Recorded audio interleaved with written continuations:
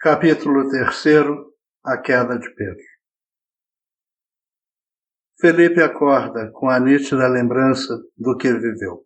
Seria capaz de desenhar todos os quadros que nunca viu na aula. Pensa, arruma-se, vai para o colégio. Na entrada, encontra por acaso Avelino. Tudo bem? Fala Avelino. Oi, como você está? Indaga Felipe. Mais ou menos, mas este fim de semana vai ser radical. Não quero nem saber, vou tomar todas. Neste instante, Felipe se lembra da reunião que assistiu com Gabriel Delano. Você está bem? Pergunta Avelino ao ver Felipe pálido. Tô sim, é o sono, fala Felipe. Também não dormi direito, sonhei umas coisas estranhas, fala Avelino. Toca a campainha, é início da aula. Vão até a sala, se despedem. Felipe não consegue se concentrar direito. O que posso fazer? Pensa um tanto angustiado. No intervalo do recreio, Avelino, intuído por Aureliano, seu guia espiritual, procura Felipe para conversar. Tô com uns filmes legais lá em casa. Se quiser, lhe empresto, fala Avelino. Que filmes? Pergunta Felipe, buscando a brecha para ajudar o amigo. Tem uns de terror que são radicais, comenta Avelino empolgado. Vai ver, são eles que lhe dão pesadelo, fala Felipe descontraído. Será? Pergunta Avelino, que nunca tinha pensado nisso. Na verdade, acho que não. Eu acredito que quando dormimos saímos do corpo. Fala Felipe e pensa que pai Joaquim me ajude. Cara, que história maluca, fala Avelino. Deu errado, pensa Felipe. Mas eu acho que eu já vivi isso. Uma vez me vi na cozinha. Tinha uma mulher linda, mas que depois virava um monstro deformado. Acho que deu certo, pensa Felipe aliviado. É possível sim, Avelino. Fala Felipe empolgado e explica o que é o mundo espiritual. Conversam todo o recreio. Cara, eu queria saber mais sobre isso. Fala Avelino quando estão voltando para a sala. É só ler o Livro dos Espíritos, que está na sua prateleira. Fala Felipe empolgado, com alívio no coração. Mas como você sabe? Pergunta Avelino espantado. Chegam à sala. Avelino olha Felipe, esperando uma resposta. É coisa de espírito, diz brincando. Avelino olha para Felipe, esperando uma resposta. Depois da aula explico. À noite nos falamos pela internet. Combinado? Fala Felipe. Certo. Avelino está intrigado. Felipe está sem saber o que responder. Pai Joaquim e Aureliano ficam felizes. Este é o gancho para a conversa da noite que eles planejaram. Deu certo. Depois do culto do Evangelho, Felipe conecta-se. Avelino está conectado e esperando. Tem muitas perguntas. Conversam muito sobre a vida espiritual. Felipe conta o que leu sobre o vampirismo e Avelino pergunta como saber se ele está sendo vítima de espíritos obsessores. Felipe explica. Frequentemente, nos casos de obsessão, a pessoa se sente deprimida sem motivo. O comportamento se altera sem razão. Tem muitos pesadelos ou medo de dormir, pois quando dormem e saem do corpo, encontram espíritos que lhes atacam. Algumas vezes, escuta vozes ou pensamentos estranhos que invadem sua cabeça. Esses espíritos também tentam impedir que a pessoa ore com fervor e também que ele estude e se esclareça. Por isso, toda vez que penso em ler o Livro dos Espíritos, acontece alguma coisa.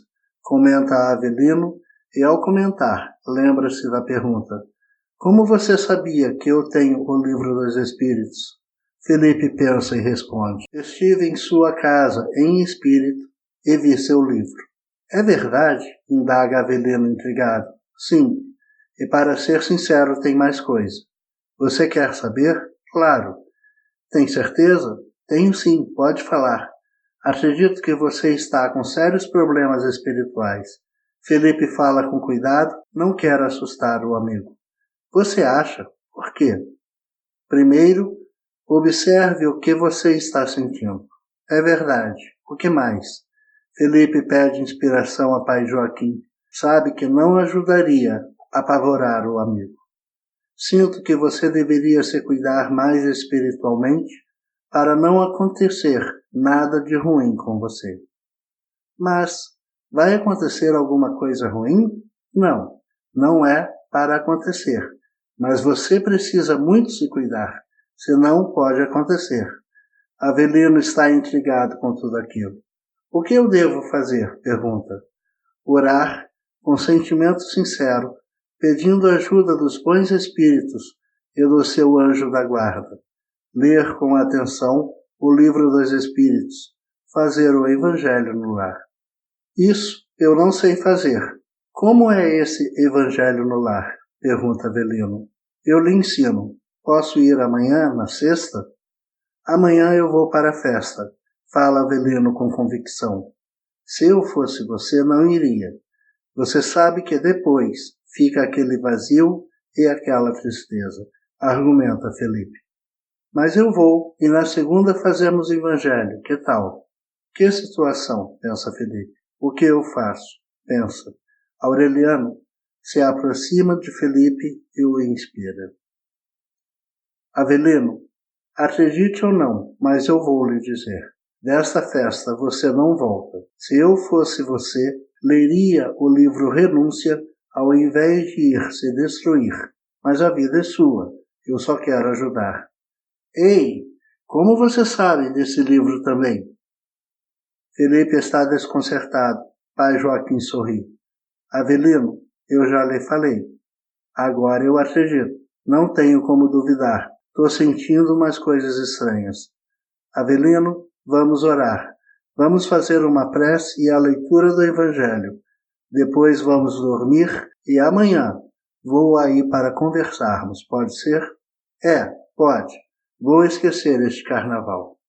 Leem o Evangelho e oram. Aureliano e pai Joaquim coordenam a imensa equipe que agora vai iniciar a limpeza do quarto de Avelino. O trabalho durará a noite e o dia seguinte. Será concluído durante o culto do Evangelho no lar. Soubessem os encarnados 1/3 da importância do Evangelho no lar e nunca viveriam sem cultivar as luzes do Cristo em suas casas. Felipe dorme feliz. Vitória espiritual. A única que tem valor eterno. Pai Joaquim beija-lhe a testa. Aureliano e pai Joaquim se abraçam. Os jovens espíritas parecem que vão mudar a terra, diz Aureliano. Sem saber, Felipe conquistou uma amizade para toda a eternidade. Um dia, quando mais precisar, Aureliano, espírito de elevada condição, estenderá sua mão ao jovem Felipe. Seja onde for, ele estará ao lado de Felipe, quando ele mais precisar. Ao adormecer, Felipe encontra com Ivan. Que bom lhe ver, fala Felipe. Parabéns por seu primeiro socorro, comenta o amigo. Obrigado. Felipe não estranha mais Ivan saber das coisas. Um dia, você aprende a se manter informado sem precisar de tanto tempo, explica Ivan. Eu? Um dia vou saber de tudo o que passa com vocês? Pergunta Felipe. Claro, não existe privilégio. Existe conquista, meu amigo. Hoje teremos uma palestra muito especial, tanto pelo expositor como pelo significado simbólico de sua presença, explica Ivan. Quem é e qual o significado? Felipe está curioso. Você já ouviu falar de Pedro? Fala Ivan. Pedro? Que Pedro? O apóstolo de Jesus? Exclama Felipe. Sim, um apóstolo do Cristo. Eu vou ver um apóstolo de Jesus de Nazaré. Vamos, mas sem foto e sem autógrafo, brinca Ivan. Devemos abrir nossos corações para que as impressões superiores fiquem gravadas para sempre. Orienta o amigo espiritual. Vamos, diz Felipe empolgadíssimo. Chegam ao jardim do Colégio Allan Kardec. Encontram amigos, conversam animadamente naquele ambiente de elevada beleza. A beleza desempenha uma extraordinária função na recuperação de espíritos atormentados, bem como auxilia o desenvolvimento espiritual de todos. 30 minutos antes do início do diálogo, todos vão ao anfiteatro. É a aula de conclusão do curso Cristo e Mediunidade. Ali estão nada menos do que 2.000 estudantes. Patrícia está sentada à mesa que fica à frente do auditório. Ao lado dela, 2 cadeiras vazias. Ela está em silêncio. Cabe-lhe manter a harmonia com a ajuda de todos. Eurípides Barçanufo entra caminhando com tranquilidade e ao seu lado uma figura diferente, simples e deslumbrante. Será ele? Uma agitação percorre o auditório e ao perceber que isso poderia desconcentrar a todos, Patrícia pede: mantenhamos o ambiente de paz e de prece. Em 30 minutos começaremos. Todos se acalmam. A harmonia do ambiente é deslumbrante. O professor e o convidado cumprimentam Patrícia e sentam silenciosos. Decorridos 30 minutos, José, que está na plateia, levanta-se, dirige-se à frente e anuncia: hoje temos a honra de receber em nossa escola um velho amigo da humanidade, o pescador de Cafarnaum, Simão Pedro. Esse amigo, como faz questão que o chamemos, vem nos falar da vida de nosso amigo divino, Jesus de Nazaré. Pedro é o exemplo do apóstolo abnegado e sincero que nunca negou suas deficiências, nunca escondeu suas quedas morais, nunca fingiu ser evoluído, para usar uma expressão espírita como tantos fazem ainda hoje. Prepara-vos. Não se assustem com a simplicidade e com a sinceridade deste espírito, que tantas vezes revelou-se a si mesmo para curar suas feridas morais e para nos auxiliar a melhor entender o caminho que ensina Jesus. Simplicidade, amor e humildade. Vamos acolhê-lo, acompanhando a prece de Patrícia. José senta. Patrícia levanta-se.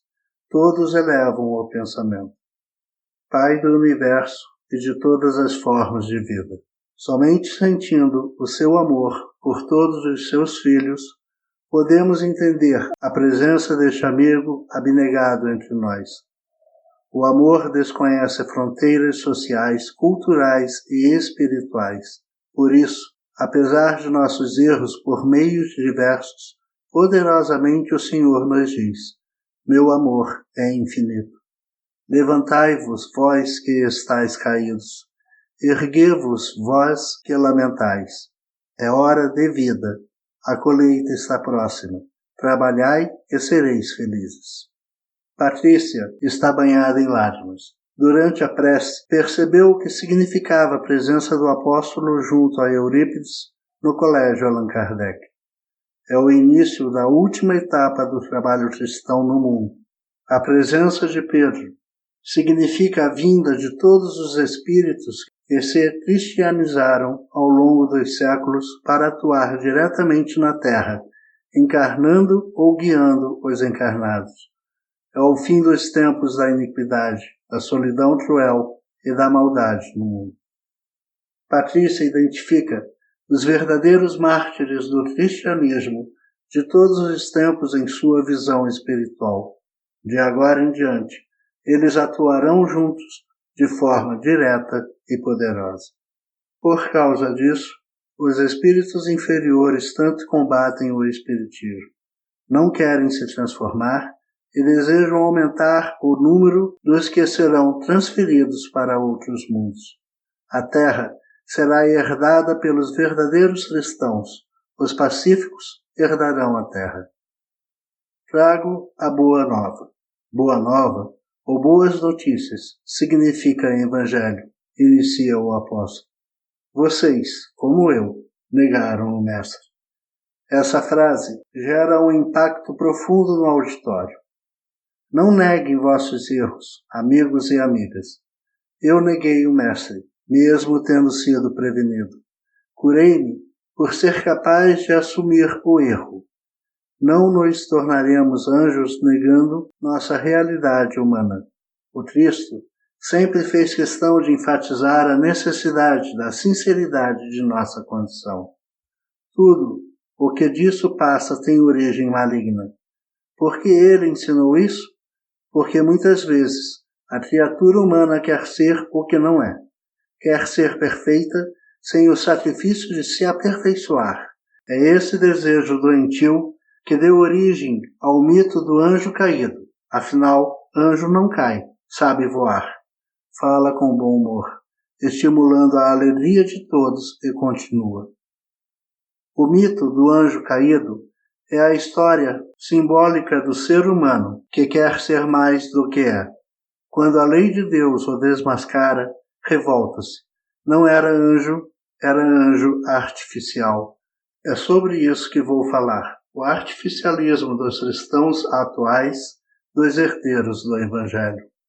Após um momento de silêncio, em que parece observar a cada ouvinte, Pedro prossegue.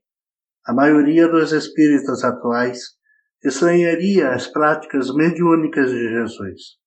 As regras formais e não morais do atual movimento são contraditórias com a mediunidade ensinada de forma prática por Jesus de Nazaré.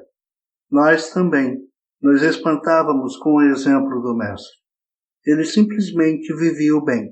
Parece pouco, mas não é. Em qualquer questão, seu raciocínio é o do amor.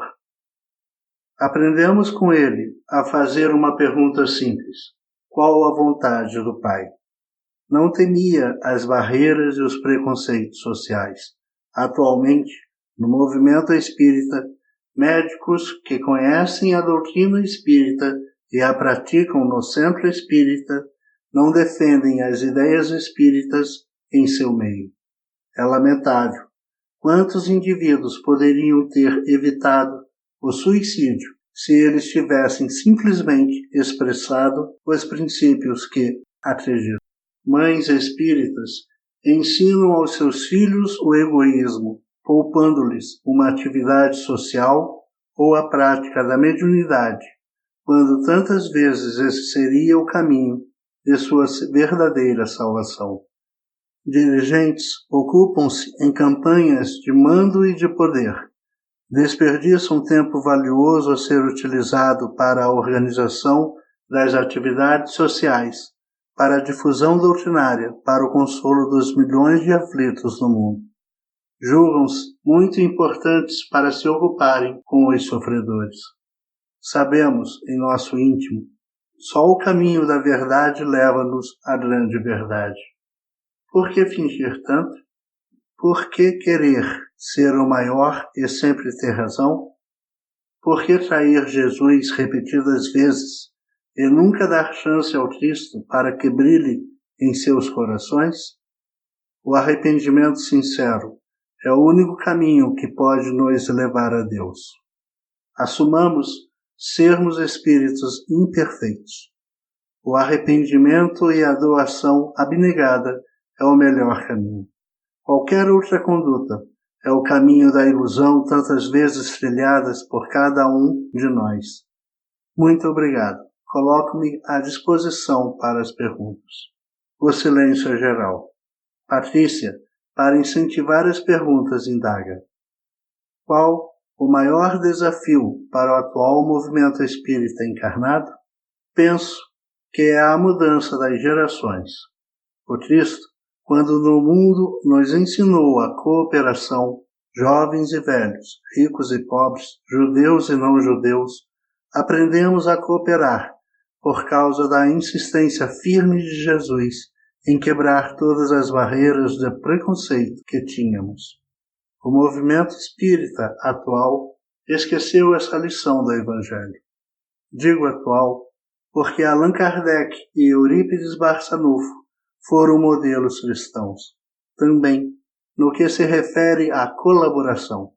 Apesar de todo o preconceito da época, muito maior do que o atual, Kardec reunia, na Sociedade Parisiense de Estudos Espíritas, a alta nobreza europeia e os operários mais rústicos, e anunciava claramente que não aceitaria que houvesse qualquer tipo de discriminação social.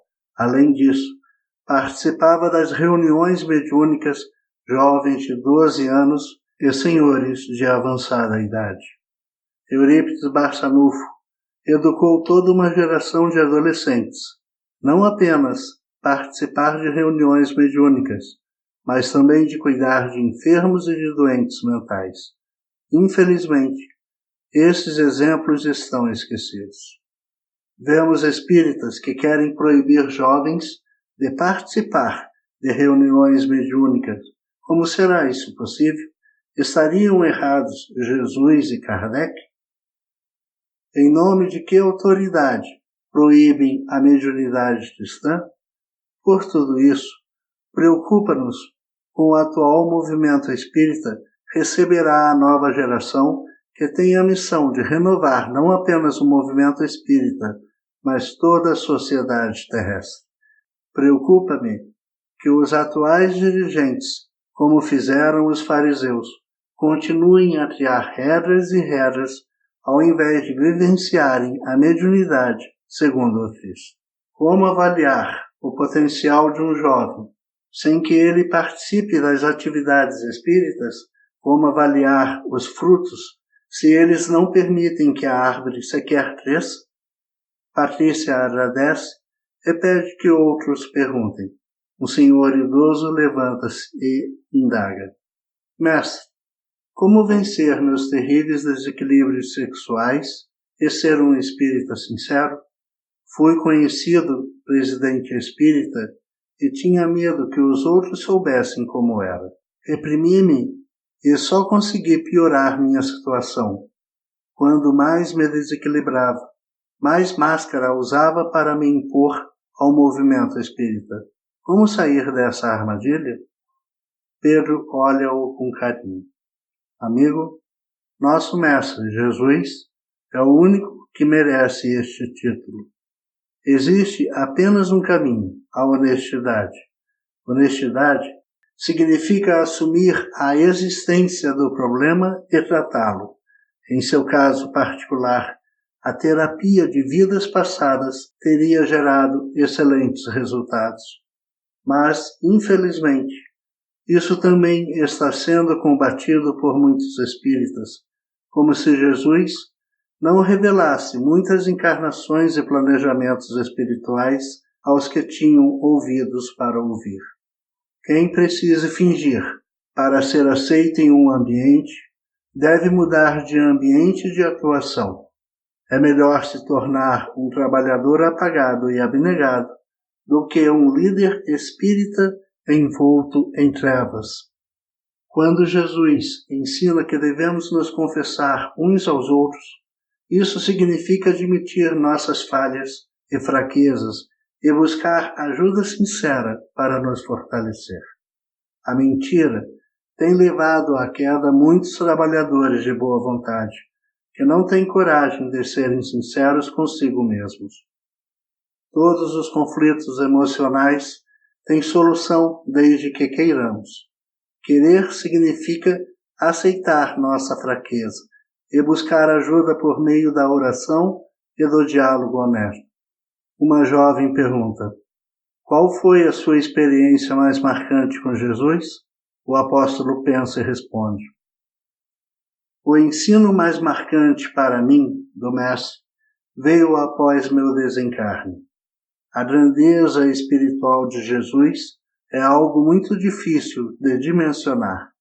Tudo que presenciei na Terra é pouquíssimo comparado ao seu poder. Fala-se, com razão, que o amor pode curar, pode alterar a história, pode solucionar todos os problemas do mundo. Isso é verdade, mas depois de encontrar com o Cristo no mundo espiritual, descobri que o amor pode muito, muito mais. O amor constrói universos. Tudo que o Cristo fez em sua ida ao mundo é apenas pequeníssima fração de seu real poder. Por que não fez mais? Para não nos assustar. Isso é amor. Cala-se o apóstolo emocionado.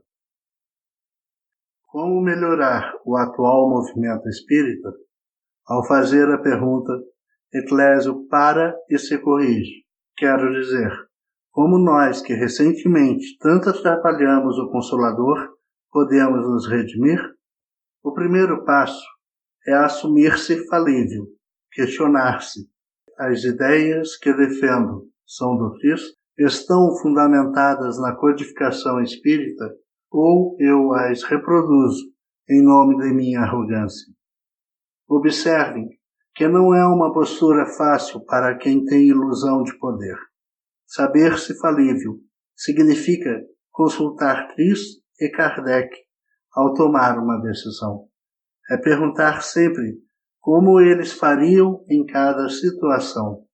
Se os espíritas em geral e os dirigentes espíritas em particular se fizessem esta pergunta, ao invés de consultar os poderosos do movimento, a fraternidade verdadeira já teria se instalado em seus corações e nos centros de atividade do Consolador. Surpreende-me ver líderes espíritas que pensam poder tudo fazer sem o auxílio direto dos espíritos amigos. Kardec nunca dispensou o amparo espiritual para suas decisões relativas ao movimento espírita, mas hoje, dirigentes se reúnem e quase nunca nos consultam. A arrogância não é um bom caminho. A autossuficiência não os ajuda a entrar pela porta estreita que conduz a Deus. Na casa do caminho, todas as decisões importantes eram meditadas segundo os ensinamentos de Jesus e orientadas pelos bons espíritos. Por que os dirigentes de hoje dispensam o amparo direto dos espíritos? Serão infalíveis? Concluiu o apóstolo. Eurípides levanta-se. É o momento de passar a outra atividade. Pede que se crie um poema em homenagem à visita de Pedro ao colégio Allan Kardec, relacionando o que foi aprendido com a vida emocional de cada um. O professor sabe o significado espiritual daquele momento. O apóstolo decidiu iniciar sua tarefa com os mais necessitados, os desertores do Consolador. Certamente, não é possível mostrar todos os poemas, apresento dois. Um de Patrícia e o outro de uma senhora de nome bem conhecido no movimento espírita, por isso, não identificada. Segue primeiro o de Patrícia. Pedro, és pedra, e sobre essa pedra edificarei minha igreja, disse o Cristo ao amigo pescador. Contudo, ele nos disse que a pedra, a base da igreja do Mestre, não é Pedro, é a pedra. E que pedra é essa? Pedro explica. É a pedra que liga e edifica. É a pedra que não quebra. É a pedra que inspira, a pedra da igreja. É a base. É a mediunidade. Mediunidade é a base da igreja do Cristo, porque ensina o Mestre. Deus é espírito. Sua igreja é espiritual. Patrícia. Senhora X. Senhor, mandei e não servi. Hoje, vi o apóstolo e senti tua mensagem para mim. Maria que manda, sai da poltrona, da cadeira da direção. Vai aprender a amar teu irmão. Estuda. Não atrapalha o trabalho do mestre, achando que sabichão é palestrante famoso, que não sabe dizer não. Não a mediunidade simples e ética a ser vivida por todo bom cristão. Não ao Cristo que é a chave para a fama e para ganhar dinheirão. Mediunidade como Cristo é simples ato de abnegação. Ser cristão é dar um grande e silencioso não aos valores do mundo vão. A tarefa de encerramento é sugerida pelo apóstolo: visitar a 10 enfermos e transmitir-lhes as energias e ensinos daquele encontro. Pedro inicia sua tarefa de forma simples, beneficiando 20.000 pessoas. É o poder do amor que não multiplica apenas pães, pensa Felipe ao sair após o encerramento. No dia seguinte, Felipe vai à casa de Avelino, faz o culto do Evangelho do lar. Aplica passes no amigo, como gostaria de contar tudo que tem aprendido a Avelino. Ainda não orienta pai Joaquim. Afinal, é preciso que ele estude primeiro o livro dos Espíritos para poder entender as grandes verdades espirituais.